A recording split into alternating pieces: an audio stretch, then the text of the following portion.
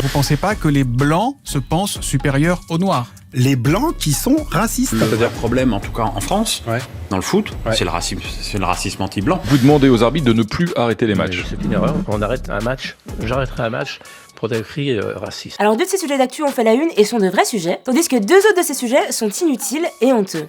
S1, les cris de singe à Romelu Lukaku dans un stade de foot italien. S2, les propos de Lilian Thuram jugés comme du racisme anti-blanc. S3, le fils de Pierre Ménès qui craint au foot et à qui on veut pas passer la balle. Ou S4, les propos du président de la Fédération française de football qui juge l'homophobie moins grave que le racisme. Éteignez vos téléphones, vous avez 1 heure. Alors il y a 2 semaines, le joueur de foot belge Romelu Lukaku a été victime d'injures raciales pendant un match qui se passait en Italie. Les supporters du Cagliari se sont amusés à lui adresser des cris de singe. Oh oh, alerte au gogol! Alerte au gogol, les enfants! Oui. Alors c'est pas nouveau et c'est pas que dans le foot. Et les ligues de foot ne font en majorité pas grand chose, il y en a quand même qui prennent des initiatives, mais c'est pas encore un truc très installé. Alors Lilian Thuram, qui est un ancien joueur de l'équipe de France et aussi connu pour son implication dans les luttes antiracistes, a été interviewé à ce sujet-là par un média italien. Le racisme n'est pas que dans le monde du sport, il y a du racisme dans la culture italienne, française et blanche. Les blancs ont décidé qu'ils sont supérieurs aux noirs et pensent pouvoir se permettre tout avec eux.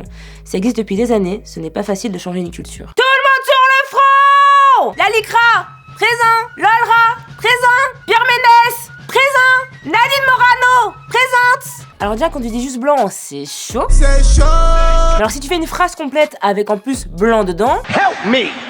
Help me! D'ailleurs un petit post-scriptum, blanc, noir et arabe ne sont pas des insultes. Juste pour l'info.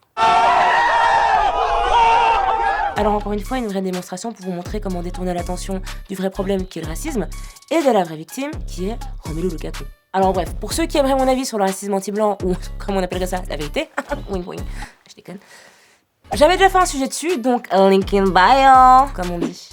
Mais ce qui m'a vraiment choqué, moi, c'est quand vous m'avez signalé les propos de Noël Le Graët, donc le président de la Fédération française de football. En gros, il a déclaré « Ah bah déjà, moi je trouve qu'on arrête trop de matchs pour rien, bon, pour des propos vulgaires, arrêter des matchs, et puis bon, pour des insultes raciales, oui, pour de l'homophobie, non. » Bah oui, c'est clair.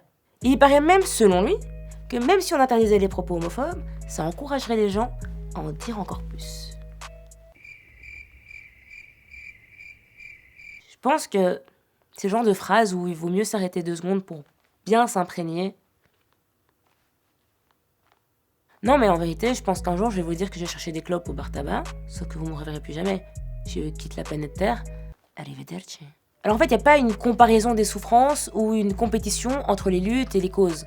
La seule lutte qui soit peut-être moins grave que les autres, c'est le racisme anti-blanc, parce que ça n'existe pas. Spoiler alert. Le racisme, tout comme l'homophobie, sont des problèmes dans le foot, dans le sport et dans le monde. Et le pire, c'est que ça dure depuis toujours. Et la solution pour l'instant, c'est qu'on donne des amendes de 2000 balles à des clubs qui embrassent des millions. Comment voulez-vous qu'ils prennent de vraies initiatives, de vraies décisions et de vraies punitions? C'est une énorme blavounette. En 2010, Johan Lemaire se fait virer de son équipe de foot parce qu'il est gay. En 2015, Gareth Thomas, qui est l'ancien capitaine de l'équipe de rugby du Pays de Galles, avait expliqué qu'il avait caché son homosexualité pendant toute sa carrière par peur du rejet et par peur tout court.